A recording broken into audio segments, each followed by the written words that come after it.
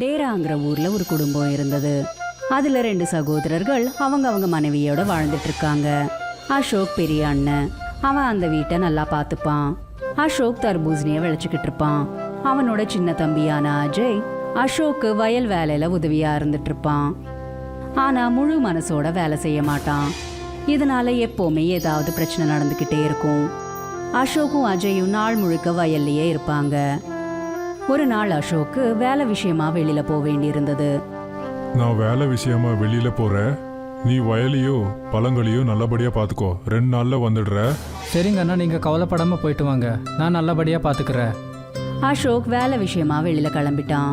ஆனா அஜய் தர்பூசணி விளைச்சிட்டு இருக்கிறதுல சரியாவே கவனம் செலுத்தல.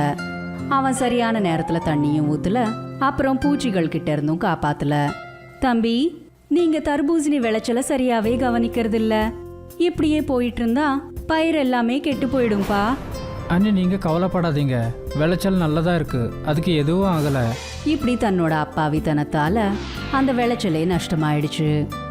அசோக் வரத்துக்கு ஒரு நாளுக்கு முன்னாடி அஜய் அந்த விளைச்சலை பார்க்க போனப்போ அந்த வயல்ல நட்டி வச்சிருந்த எல்லா விதைகளும் அதோடவே அழகா வளர்ந்திருந்த எல்லா தர்பூசணிகளும் கெட்டு போயிடுச்சு. அட, என்ன இது? நான் கொஞ்சம் சோம்பேறித்தனமா இருந்ததுல எல்லா விளைச்சலும் வீணா போச்சே. அண்ணனுக்கு நான் என்ன பதில் சொல்லுவேன்? அடுத்த நாள் அசோக் திரும்ப வந்தான். அசோக் இது எல்லாத்தையும் பார்த்து ரொம்பவே கோவப்பட்டான்.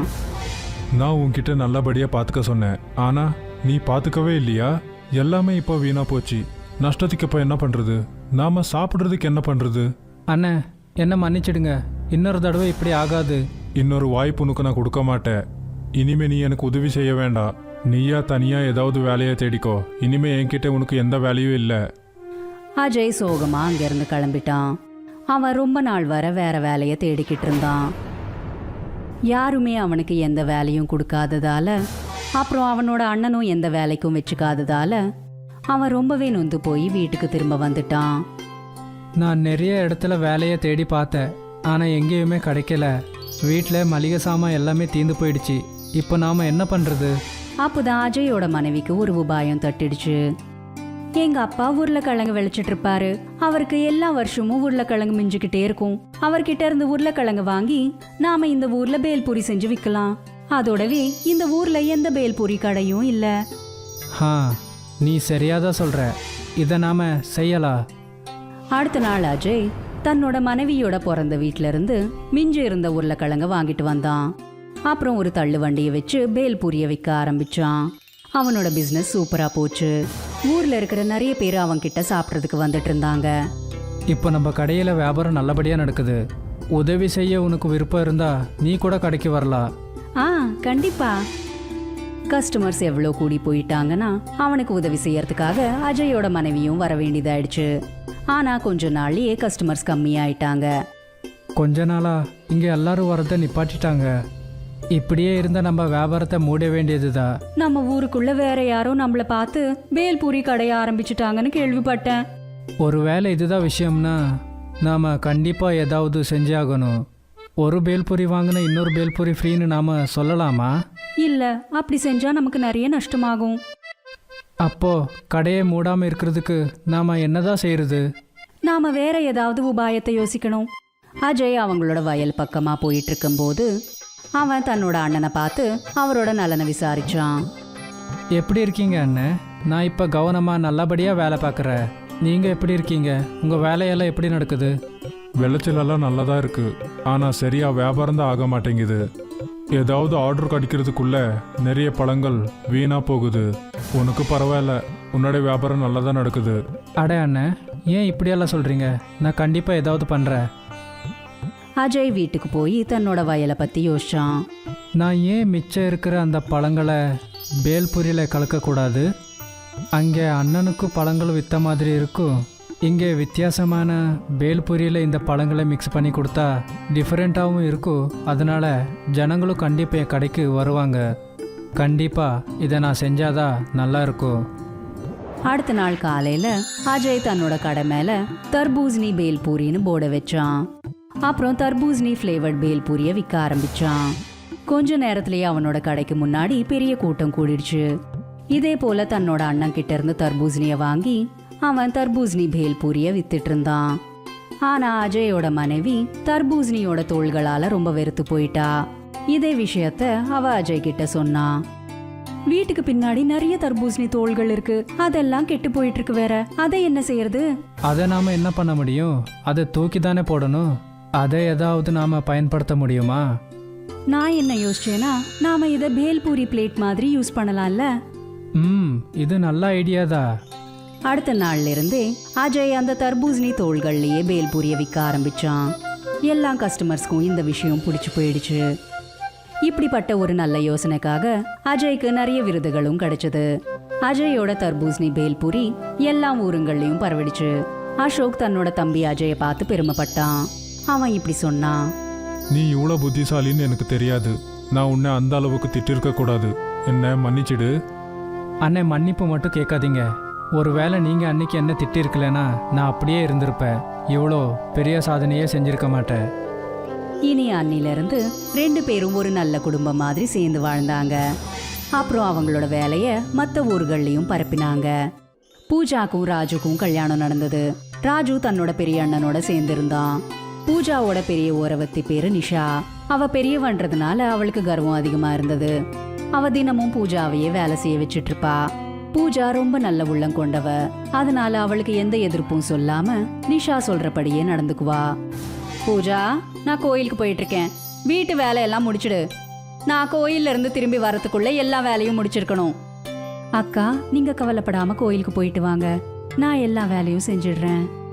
நீ எப்படி செய்வேன்ட்டு எனக்கு நல்லாவே தெரியும்.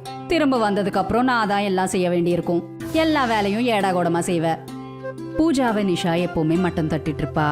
ஆனா பூஜா எப்பவுமே நிஷாவை எதிர்த்து பேச மாட்டா. ஆனா சாப்பாட்டை பரிமாறுறப்ப மட்டும் நிஷா தான் சாப்பாட்டை பரிமாறுவா. நீ என்ன பண்ணிட்டு இருக்க? அக்கா, அவருக்காக சாப்பாட்டை வச்சிட்டு இருக்கேன். நீ கொழுந்தனார கை கால கழுவிக்க சொல்லு.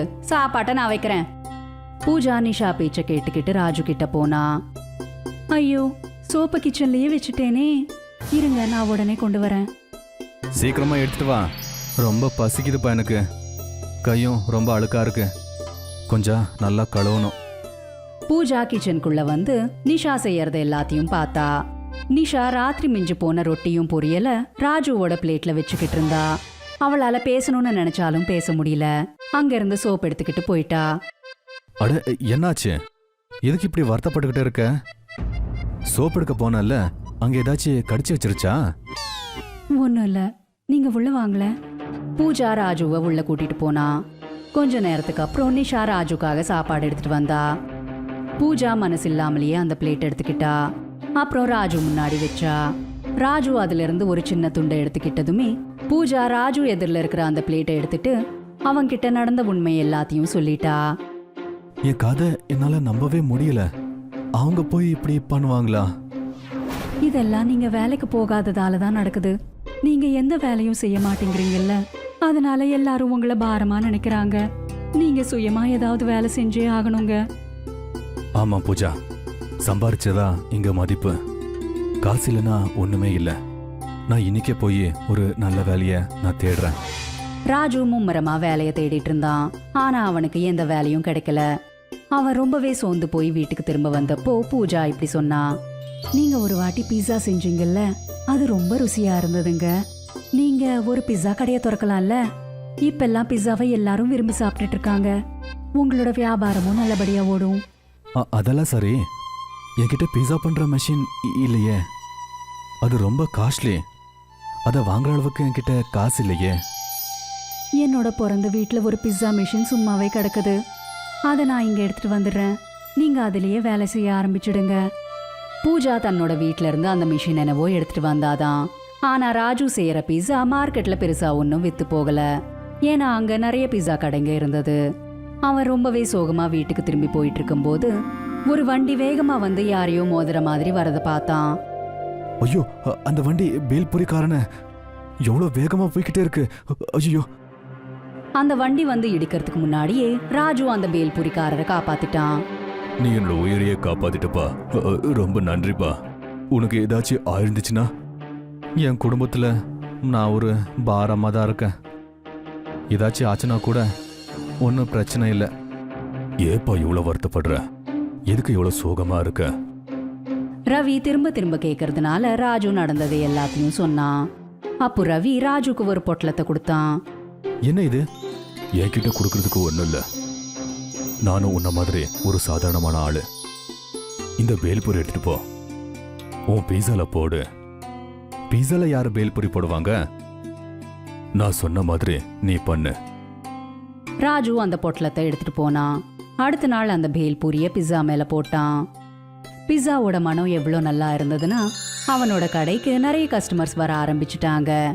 எல்லா கஸ்டமர்ஸும் அந்த பேல்பூரி பிஸா தான் வேணும்னு சொன்னாங்க. இன்னைக்கு வரைக்கும் நிறைய பீஸாவை சாப்பிட்டுருக்கோம். ஆனா பேல்பூரி பீஸா இப்போதான் ஃபர்ஸ்ட் டைம் சாப்பிட்டுக்கிட்டு இருக்கோம். இந்த பேல்பூரி டேஸ்டோ டேஸ்ட்பா. இதுக்கு முன்னாடி வேற பீஸால நிக்கவே முடியாது. எனக்கு 3 பீஸா பேக் பண்ணுங்க. ரவி கொடுத்த அந்த பேல்பூரிய போட்டதுமே ராஜுவோட ஒரு பிஸா நிறைய பிஸாவா மாறிடுச்சு. அவன் ஒரு பிஸா மேல பேல்பூரிய போட்டான். அதுல இருந்து நிறைய பிஸா தயாராகி வந்துட்டு இருந்தது. இது நிஜமாவே மந்திர பேல்பூரி. நான் தமாசுன்னு நினைச்சேன். ரவி இந்த மாதிரி கொடுத்தாங்க. எல்லாருமே இந்த பேல்பூரி பீஸாவை கேட்டுக்கிட்டே இருக்காங்க. நல்ல வியாபாரம் ஆகுது. ராஜு இப்போ நாளுக்கு நாள் பணக்காரனா மாறிட்டு இருந்தான். ஒரு வாட்டி ராஜுவும் பூஜாவும் பேசிட்டு இருக்கும்போது நிஷா அவங்களோட பேச்ச ஒட்டு கேட்டுட்டா. பூஜா, சரியான நேரத்துக்கு என்ன பிசினஸ் பண்ண நீ விடலன்னா அந்த மந்திர பேல்பூரி எனக்கு கிடைச்சிருக்காது. இப்படியெல்லாம் நான் சம்பாரிச்சுக்கிறவே முடியாது.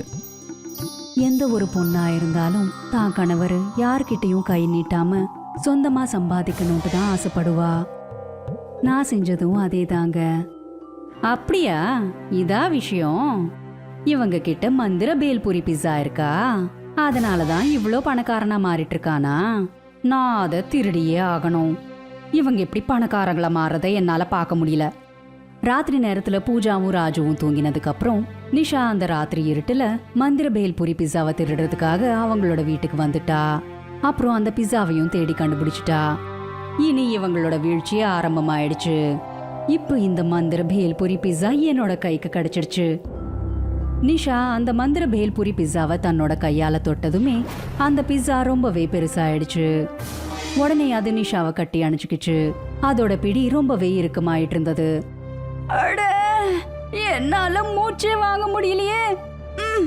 என்ன மன்னிச்சிடு. நான் இனிமே உன்னை தொட கூட மாட்டேன். நான் பேராசைப்பட்டு உன்னை திருட நினைச்சேன். என்ன மன்னிச்சிடு, என்ன மன்னிச்சிடு. நிஷா எப்படியோ அந்த பிஸா கிட்ட இருந்து உயிர் தப்பிச்சு அங்க இருந்து ஓடி போயிட்டா. அதுவே ராஜுவும் பூஜாவும் சேர்ந்து ஜனங்களுக்கு ஃப்ரீயாவே பேல்பூரி பிஸாவை கொடுத்து அவங்களுக்கு உதவி செஞ்சுட்டு இருந்தாங்க.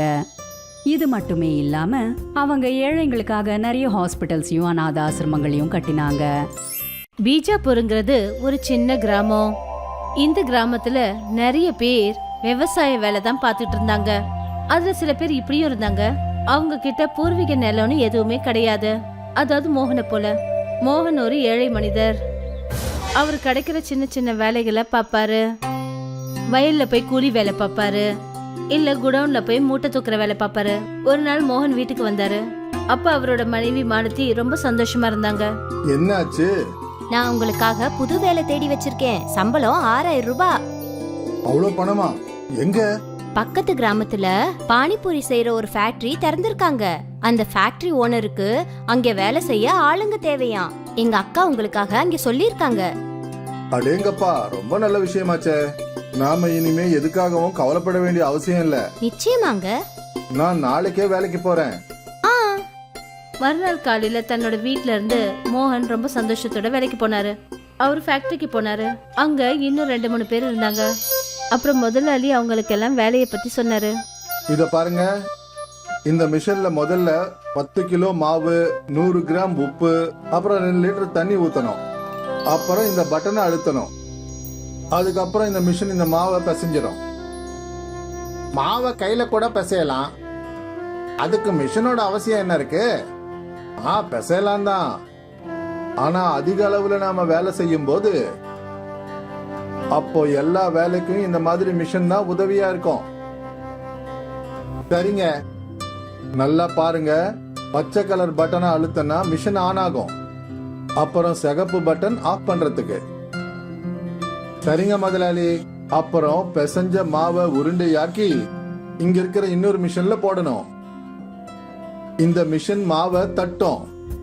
அப்புறம் அது உருண்டையா வரும். சரிங்க. அப்புறம் இந்த பானிபூரிய உப்புற மிஷின்ல போடணும். இது உப்புனதுக்கு அப்புறம் இத வெளியில எடுக்கணும். அப்புறம் இந்த கடைசி மிஷினோட உதவியால பூரிய பிளாஸ்டிக்ல பேக் பண்ணணும். கிஷோர், நீ மாவு பசைற மிஷினுக்கு போ. விவேக், நீ சப்பாத்தி பண்ற மிஷினுக்கு போ. சஹதேவ், நீ பூரி பண்ணு. மோகன், நீ பேக்கிங் பண்ணு. ஒவ்வொரு வாரமும் நீங்க வேற வேற மிஷின்ல வேலை பார்க்கணும். பகல்ல 6 மணி நேரம் வேலை, அவ்வளவுதான். சரிங்க முதலாளி. அதுக்கப்புறம் என்ன, அன்னையில இருந்து மோகன் மத்தவங்களோட சேர்ந்து அந்த பானிபூரி ஃபேக்டரியில வேலை செய்ய ஆரம்பிச்சாரு. மோகனும் மாலத்தியும் ரொம்ப சந்தோஷமா இருந்தாங்க. இப்ப அவங்களுக்கு சாப்பாட்டுக்கும் பணத்துக்கும் எந்த ஒரு குறைவும் இல்லாம இருந்தது. மாச கடைசியில மோகனோட சம்பளம் வர இருந்தது. மோகனும் ரொம்ப சந்தோஷத்தோட ஃபேக்டரியில வேலை செஞ்சுக்கிட்டு இருந்தாரு. மெல்ல மெல்ல பானிபூரியோட பூரி எப்படி செய்யணுங்கிறத அவர் கத்துக்கிட்டாரு. கடந்த 6 மாசமா பானிபூரி கம்பெனில மோகன் ரொம்ப சந்தோஷமா நிம்மதியா வேலை பார்த்துட்டு இருந்தாரு. அப்புறம் ஒரு நாள் அந்த ஃபேக்டரியோட ஓனர் ரொம்ப கவலையோட எல்லாரையும் பார்க்க வந்தாரு. நாளையில இருந்து நீங்க எல்லாம் வேலைக்கு வர வேண்டிய அவசியம் இல்ல. ஏன் முதலாளி? ஏன்னா உங்களுக்கு சம்பளம் கொடுக்க என்கிட்ட பணம் இல்ல. வியாபாரிங்க யாருமே எனக்கு பணம் கொடுக்கல. 2 மாசமா நானும் எல்லாத்தையும் சமாளிச்சுட்டேன். இனிமே என்னால முடியாது. நாளையில இருந்து நீங்க ஏதாவது வேலை தேடிக்கங்க. இதை கேட்டதும் அந்த கம்பெனில வேலை செய்யறவங்க எல்லாரும் ரொம்ப கவலையாயிட்டாங்க. இப்ப மோகன் மறுபடியும் சின்ன சின்ன வேலைகளை செய்ய வேண்டியதாயிடுச்சு. இனிமே அவங்களுக்கு பண தட்டுப்பாடும் ஏற்பட்டுட்டு இருக்கும். இதை யோசிச்சதுமே அவருக்கு மனசு நொந்து போச்சு. அப்புறம் என்ன, மோகன் வீட்டுக்கு வந்தாரு. அப்புறம் அவர் இந்த விஷயம் எல்லாத்தையும் தன்னோட வைஃப் கிட்ட சொன்னாரு. நீங்க கவலைப்படாதீங்க, உங்களுக்கு வேற ஏதாவது வேலை கிடைக்கும். மோகன் ரொம்ப கவலையோட இருந்தாரு. அப்புறம் கொஞ்ச நாளைக்கு மோகன் வேலை தேடி இங்க அங்கன்னு அலைய ஆரம்பிச்சாரு. பாவம், அவருக்கு எங்கேயுமே எந்த வேலையும் கிடைக்கல. அவருக்கு ரொம்ப வேதனை ஆயிடுச்சு. இப்ப என்ன பண்றதுன்னு எதுவுமே புரியல. எனக்கு பானிபூரிக்கான பூரி செய்யறதை தவிர வேற எந்த ஒரு வேலையுமே தெரியாது. அப்ப நீங்க ஏன் அதை பண்ணக்கூடாது? எனக்கு புரியவே இல்ல. உங்களுக்கு பானிபூரி செய்ய தெரியும், எனக்கு அந்த மசாலாவும் மசாலா தண்ணியும் செய்ய தெரியும். நாம 2 பேரும் சேர்ந்து பானிபூரி கடை வைக்கலாம்ல? ஆனா நிறைய பானிபூரி கடைங்க கிராமத்துல வந்துருச்சே. அப்புறம் நம்ம செய்யற பானிபூரி எப்படி சாப்பிடுவாங்க? நாம விலைய கம்மி பண்ணுவோம். 10 ரூபாய் விற்க வேண்டிய இடத்துல 8 ரூபாய் ஒரு பிளேட்னு வித்தா? அதை விட நல்லது. ஒரு பானிபூரியை நாம 1 ரூபாய்க்கு வித்தோம்னா? 1 ரூபாய்க்கு எப்படி விற்க முடியும்? 1 ரூபாய்க்கு ஒரு பானிபூரி விருப்பப்பட்டவங்க எவ்வளவு வேணாலும் சாப்பிடுவாங்கல்ல. நமக்கு இதுல லாபம் கிடைக்குமா? நிச்சயமா கிடைக்கும். நாமளே பூரிய செய்வோம். அப்புறம் மீதி பொருளெல்லாம் சேர்த்தா கூட நமக்கு பாதி லாபம் நிச்சயமா கிடைக்கும். அப்புறம் எதுக்காக நம்ம நேரத்தை வீணாக்கணும்? நாளைக்கே நம்ம முயற்சி பண்ணலாம். மறுநாள் காலையிலேயே மோகனும் மாலத்தியும் அவங்களோட வேலையை பார்க்க ஆரம்பிச்சிட்டாங்க. மோகன் பூரி செஞ்சாரு, மாலத்தி மசாலாவும் மசாலா தண்ணியும் செஞ்சா. மோகன் தன்னோட வேலையில மும்முரமா இருந்தாரு.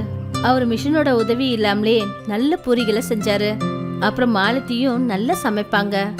அவளும் சுவையான மசாலாவையும் மசாலா தண்ணியும் செஞ்சா. இப்ப எல்லாமே தயாராயிடுச்சு. சாயந்தரமே சுபமா ஆரம்பிச்சிருவோம். 1 ரூபாய்க்கு ஒரு பானிபூரி. நிச்சயமா. ஒன்னே ஒண்ணுதான் பாக்கி இருக்கு. மோகன் ஒரு போர்டை காட்டினாரு. அதுல எழுதியிருந்தது 1 ரூபாய்க்கு பானிபூரி. இது நல்லா இருக்கு. சாயந்தரம் மோகனும் மாலத்தியும் மார்க்கெட் ஓரத்துல தன்னோட பானிபூரி கடைய வச்சாங்க. அந்த போர்டையும் தொங்க விட்டாங்க. அந்த போர்டை பார்த்துட்டு ஒரு பொண்ணு அவங்க கிட்ட வந்தா. 1 ரூபாய்க்கு பானிபூரியா? நிஜமாவா? ஆமா, 1 ரூபாய்க்கு ஒரு பானிபூரி. அடேங்கப்பா. அந்த பொண்ணு தான் பாக்கெட்ல பார்த்தா.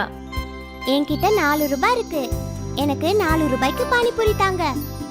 மோகன் அந்த பொண்ணுக்கு 4 பானிபூரி கொடுத்தாரு. வாவ், ரொம்ப நல்லா இருக்கு அங்கிள். நான் என் ஃப்ரெண்ட்ஸுங்களுக்கு சொல்லுறேன். அந்த பொண்ணு பானிபூரிய சாப்பிட்டா அங்க இருந்து ஓடினா. கொஞ்ச நேரத்துல இன்னும் நிறைய பசங்களை கூட்டிக்கிட்டு அவ அந்த இடத்துக்கு வந்தா. எனக்கு 2 பானிபூரி வேணும். எனக்கு 3. எனக்கு 5. மோகனும் மாலத்தியும் பசங்க கிட்ட பணத்தை வாங்கினாங்க. அப்புறம் அவங்களுக்கு பானிபூரி கொடுத்தாங்க. பசங்க பானிபூரிய ரொம்ப ஜாலியா இன்ட்ரெஸ்டா சாப்பிட்டாங்க. பசங்க மட்டும் இல்லாம இன்னும் பெரியவங்க கூட வந்து மாலதி கிட்டயும் மோகன் கிட்டயும் பானிபூரி வாங்கி சாப்பிட்டாங்க. வாவ், இந்த பூரி எல்லாம் ரொம்ப சுவையா இருக்கு. ரொம்ப அருமையா இருந்தது. இவ்வளவு கம்மியான விலையில இவ்வளவு சுவையான பானிபூரி எங்கேயாவது கிடைக்குமா என்ன? ₹1 பானிபூரி சாப்பிடறதுக்காக ஜனங்க கூட்டம் கூட்டமா வந்தாங்க. மாலத்தியும் மோகனும் பானிபூரி செஞ்சுக்கிட்டே இருந்தாங்க. ஜனங்களும் சாப்பிட்டுக்கிட்டே இருந்தாங்க. அவங்களோட பானிபூரி முடியிற வரைக்கும் அங்க கஸ்டமர்ஸ் கூட்டமும் நின்னுகிட்டே இருந்தது. அடேங்கப்பா, இன்னைக்கு இவ்வளவு கூட்டம் வரும்னு நான் எதிர்பார்க்கவே இல்ல. எனக்கும் தான். அவங்க கல்லால இருந்த பணத்தை பார்த்ததும் ரொம்பவே சந்தோஷப்பட்டாங்க. இன்னைக்கு நல்ல வருமானம் கிடைச்சிருக்குல்ல. ஆமா, மறுநாள் மாலத்தியும் மோகனும் இன்னும் நிறைய பானிபூரி செஞ்சாங்க. அப்புறம் முன்னாள் போல இன்னைக்கும் ₹1 பானிபூரி சாப்பிடறதுக்காக ஜனங்க கூட்டமா வந்திருந்தாங்க. அப்புறம் சில மணி நேரத்திலேயே அவங்க கொண்டு வந்த பொருட்கள்லாம் தீர்ந்து போச்சு. ₹1 பானிபூரி எல்லா இடத்துலயும் ரொம்ப ஃபேமஸ் ஆயிடுச்சு. ஜனங்களுக்கு பானிபூரியோட விலை மட்டும் இல்ல, அதோட சுவையும் பிடிச்சு போச்சு. மாலதிக்கும் மோகனுக்கும் நல்ல வருமானமும் வந்துச்சு.